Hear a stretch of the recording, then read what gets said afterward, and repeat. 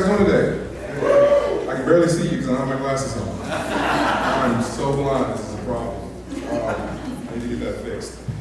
So, I'm really excited today. First of all, senior basis, as I say every Sunday, but I'm really, really excited today because what we have with us. And so I've written a little introduction here for my brother here, Pastor Bruce Snavely and his wife, Grace Snavely. And so, Tony and I, we met them when we were searching for a church closer to the Bible college that we were attending, Boston Baptist College. And so we found ourselves going around looking for churches, and we found ourselves at Dedham at Calvary Baptist Church.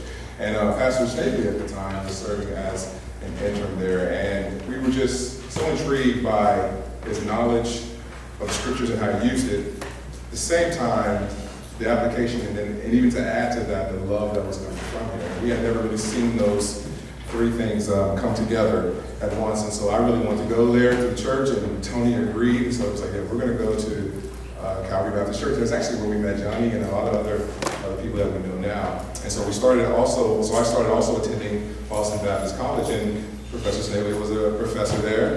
Grace taught English there. She was very hard on me and needed to be on me. I knew when I come to her class, I had to come ready to go and awake. And so she would send you out. And so, yeah, I'm getting out of the notes, but I just remember, man, all of the notes I would take. Pastor Snavely really shaped how I looked at pastoral ministry. And all the notes that we would take just from a sermon, me and Johnny would, at the end of the year, we would look at all of our notes, and we each had our own mini booklet of all the notes that you would get from Pastor Snavely's preaching and teaching. So it really shaped what I thought about ministry. So just a little bit about Dr. Bruce Snavely and Grace. Dr. Bruce Snavely is a professor at Boston Baptist College. When I met him, he was already been he'd been in Christian higher education for 13 years now, maybe even more. Somewhere around there. Somewhere around there, all right. Holds a PhD in historical theology. Wrote another book on historical theology, just gave it to me signed. I don't know how he finds time to do all this.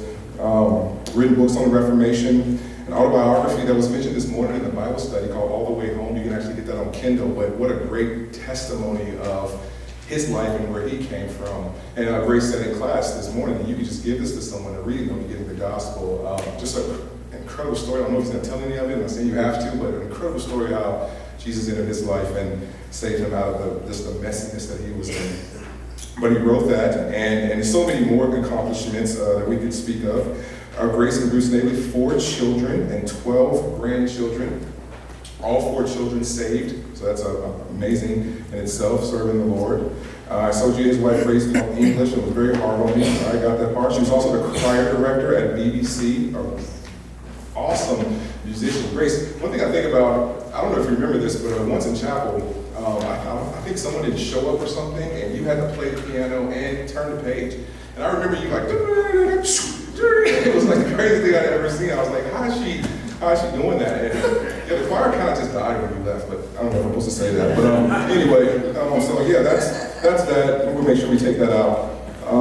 But I almost cried when Dr. Snavely told me that he was leaving to go start Global Baptist Training Foundation.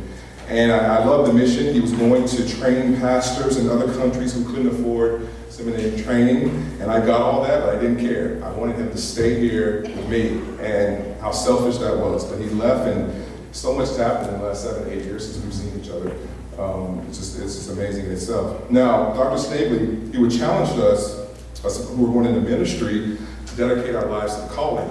And so for those who want to go even further than that, he started something called the Crusoe Society. So we would gather together, and we would just be a group of guys who would just be looking at the scriptures, listening to a sermon, and then he was just discussing the sermon and just really teaching us about preaching. And so that kind of also as well died when Pastor Snavely left. But we actually started that up here at Highland. I called Pastor Snavely and asked for his permission to do that. Last month we had our first class where we were just going over scriptures. Today at 2 p.m., the guys who are in that class are going to be preaching their sermons, and we're going to be critiquing it. Me and we have some other pastor coming down. And then sometime later this year, we're looking to do our first Caruso conference. So you're still having a major impact on my life, and that's flowing to other men in ministry.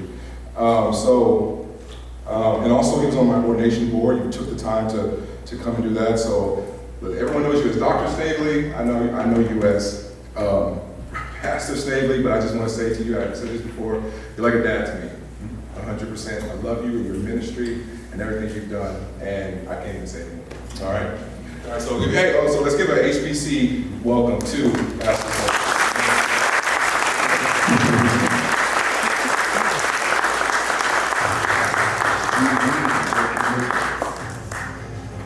We know we're called to make disciples, but the task is so daunting, especially in today's world.